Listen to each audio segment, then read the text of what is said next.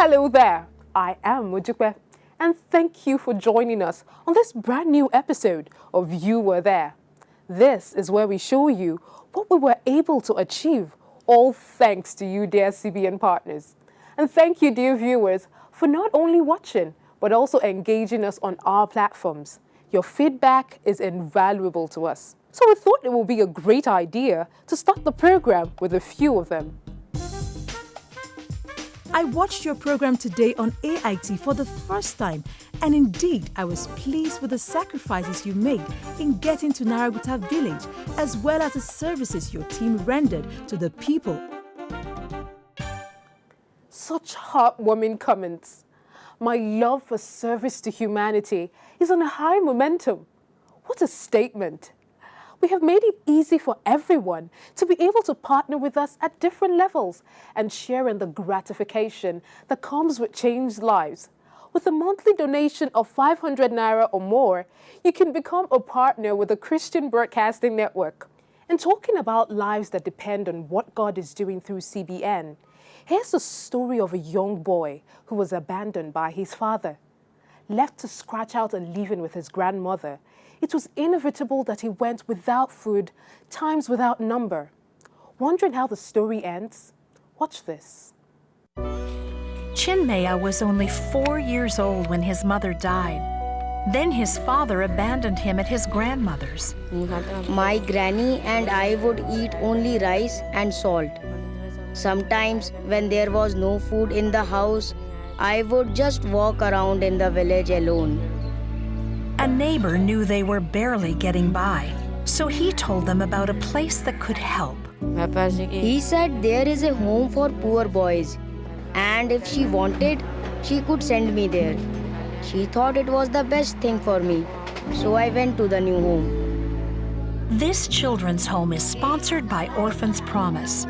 All of the 15 boys who live here were either orphaned or abandoned. When I saw there were other kids in the home just like me, I was happy to be there. Chinmaya loves his house parents, all the good meals, and his new clothes.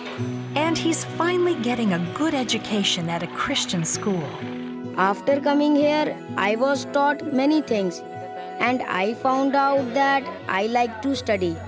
He takes his classes seriously and has become the top student in his class. The topic he loves learning about the most is Jesus Christ. I believe He is the one, true God. Now I like reading the Bible and praying to Jesus. I want to thank you for helping all of us at the home and giving us a good life. I will pray for every one of you. I visited those villages where fresh water was not available, and the women and children had to walk for 2 to 2.5 hours through very difficult country and wild animals to reach a small pond, a small muddy pond, which was not only used by humans but also used by the animals. The water we are drinking, cows are also drinking it. Now I want you to know, through your gifts to CBN, you've helped us to go into these villages and many and place a fresh water well and change the life. We have conducted right at about 24,000 medical missions, helping millions of people. Now, I'm asking you today to please continue to support CBN. Jesus said this, He said, "Give, and it shall be given to you." And heaven's measure is this: when we give, it shall be given back to us, but first it will be pressed down, then it will be shaken together, and then it will be running over. God bless you, and thank you very much for supporting CBN. That is the absolute truth. We need you to do all the things we do in Nigeria and beyond. We have the passion, we have the vision, we have the drive, but we need you to send us. Will you consider becoming a partner today? For every one person who gets clean drinking water, you made it happen. For every one orphan who gets a future, you were there to give it. For every one person who gets an opportunity to provide for their family, you did it. That is what it means to become a CBN partner. The more you give, the more lives we can change together. Just contact us using any of the details on your screen. We can't wait to hear from you.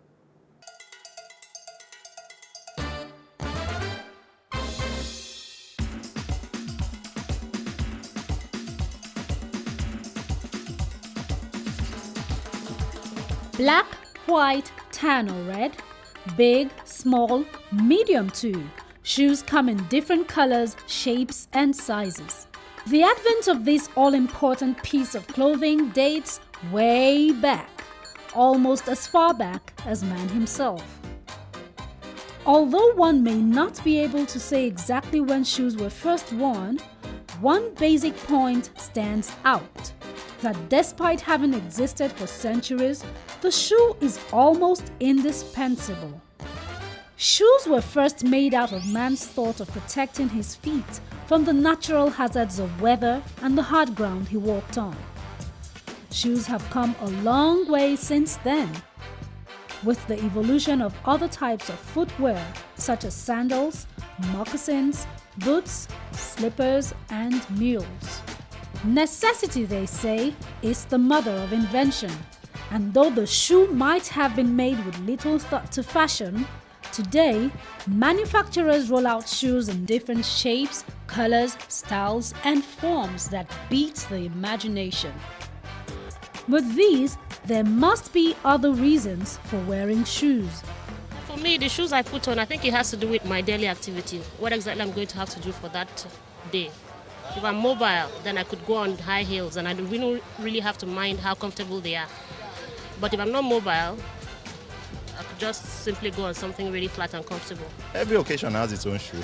If you're out on corporate wears, you wear your corporate shoes. If you're out on casuals, you definitely have something casual to wear. I wear my shoes for comfort, like this one I'm wearing right now, because I'm in the market, so it's comfortable for me to wear a low shoe to the market. There are some specialized shoes, like for sports, ballet, swimming, and more.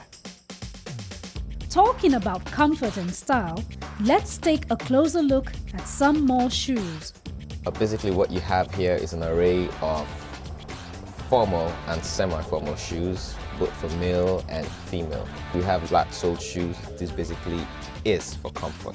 From the design, you can tell that whoever wears it definitely wants to be comfortable. Your formal shoes, pointed tip, very good for wearing with suits. Usually for executives, would love to look very fashionable. Now for the ladies, we have sandals and high heels. For comfort, you wouldn't want to go with something that's too high, because this tells you that what I'm looking at is something official, a cocktail. And over here we have what we call the cat soles. They're quite short. This is for someone who's going to be on her feet long and loves comfort. So whether you choose to dress for comfort or style, this is one piece of clothing you just might want to pay a closer attention to, because the shoe has come to stay. Whatever your reason for wearing shoes, just make sure you have footwear on. Sadly though, we live in a world of differences. While a lot of people only have to bother with the type of shoe to wear, lovely Suzanne did not get the chance to admire beautiful shoes on her feet, as she could only dream of using her legs. Her desperate prayer was to walk. Was her prayer answered? Find out. For Suzanne Aku, playing games with her friends in her village of Huegbo in Benin Republic have never been so thrilling. This is because for all of her 13 years, this is the first time she can jump. I was so angry to discover that I had no use of my legs. I wished I could walk. A congenital birth defect left her unable to walk. As a baby, her hunter father Toussaint was sentenced to a 20-year prison term for mistakenly shooting a man. Her mother abandoned her with relatives, and growing up was a traumatic experience for Suzanne. I lived with an auntie and uncle who treated me harshly and didn't provide for me. They told me to go sweeping and begging alms. One of the occasions as she sat by the road begging alms, she met a group of Christians led by a CBN evangelist who showed CBN programs at his meetings. Suzanne was invited to a meeting and was encouraged to believe God for a miracle. The day I met the evangelist who invited me, my hope was kindled. I had no money to give him, but thought if I could sweep the place, God would be pleased with me. Suzanne was there early and as a sacrifice to God, helped to clean up the auditorium before the program began. At the end of that day, nothing happened, but she did not give up hope. Suzanne made a decision to accept Jesus into her heart as Lord. Early the next morning, Suzanne was one of the first to arrive, again determined to help clean up the venue. But her broom was nowhere to be found. It had been placed high on a hut, way beyond her reach. Soon after, the 700 Club was played and Pat Robertson began to pray. Suzanne's faith was stirred up. Suddenly she stood up, picked the broom, jumped and praised God. Over 120 people gave their lives to Christ that day and are still standing till today. There was great rejoicing that day, and many people came to know the Lord because of the miracle. After her healing, Suzanne went to visit her father for the very first time in prison. I had never met my dad. I was very happy. Toussaint was so encouraged by her healing, he also decided to give his heart to the Lord. After a prayer of faith with the evangelist, he was granted state pardon and released from prison 7 years before his term was due. Suzanne now lives with her father Toussaint, and together they're looking forward to the future with great hope. I'm grateful to God and CBN. Through your program, God healed me and delivered my dad from prison. I no longer have to beg. Thank you, Jesus, for healing Suzanne. We also thank CBN partners who made it possible for the evangelist to reach Suzanne. God will continually bless and increase you and grant you the desires of your heart according to His will. Though Suzanne's early childhood was obstructed, she found hope and now lives a happier life. Hawa is another life that found hope again. Here's her story. Hawa walks to the fields to harvest corn. She's grateful she can walk at all. You see, for 22 years, she was crippled. It all started one day on the farm. As I tied up my grains, I suddenly fell down and could not move my legs. I felt a lot of pain, like there was fire in my legs. Hawa depended on charms and talismans to get better, but they didn't work. I gave the shaman everything. I sold all I had to pay the shaman. I sold my grains, my clothes, and my most prized possession, a ram, but I still didn't get better. Hawa lost all hope and thought she would be crippled for life. One day, she heard some visitors were coming to the village. It was a ministry team supported by CBN, and they brought a message of hope. I heard about how people were being healed at the outreach. I was determined to go and seek their help. I believed I would be healed. When the pastors said they would pray for people, Hawa went forward. She came hobbling to the venue on a stick, but believed she would be healed if we prayed. As I stretched my hand and prayed, I noticed that her limbs began to straighten out. As the pastor prayed for me, I felt as though something was being removed from my legs. Soon, I could move them. I was very excited, and everyone around me rejoiced. Her entire village witnessed the miracle. That day, Hawa and dozens of others gave their lives to Christ. CBN also bought Hawa a new ram so she could start raising livestock again. Since I gave my heart to Christ, my life has been blessed. I'm no longer in darkness. I feel so much joy because I'm living in the light.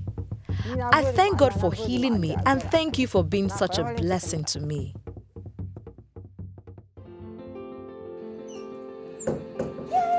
Life is a gift, and it offers us the privilege, opportunity, and responsibility to give something back as we become more.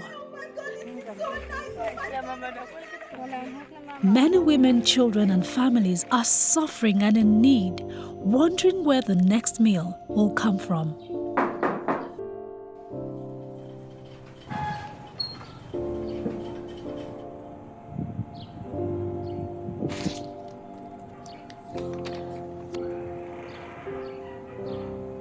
Lend a helping hand today. Be the strength when others are weak. Be the smile where others frown. Be the joy when there is so much pain. Be more. Join the 700 Club. Lend a helping hand to someone today.